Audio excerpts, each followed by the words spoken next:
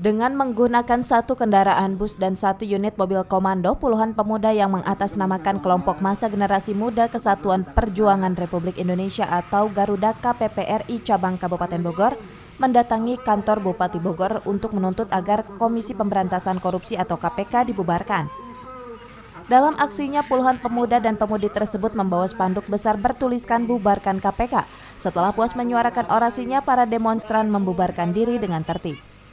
Sementara itu, menurut keterangan Ketua Garuda KPPRI Cabang Kabupaten Bogor, aksi tersebut digelar karena kurang puasnya masyarakat terhadap kinerja KPK selama ini, hingga banyak mengundang pro dan kontra terhadap keberadaan lembaga anti rasuah tersebut.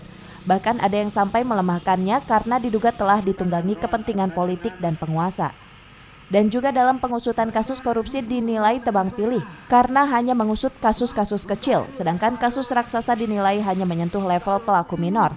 Selain itu, banyak kasus-kasus lama yang tidak tuntas penanganannya.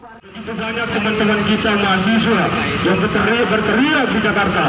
Dan kita sebagai pemuda dan mahasiswa selanjutnya perwakilan Bogor turun hadir mewakili masyarakat Kabupaten Bogor berteriak dan menyampaikan apa yang kemudian menjadi hak masyarakat di depan Kabupaten. Dari Cibinong, Kabupaten Bogor, Edi Junaidi melaporkan.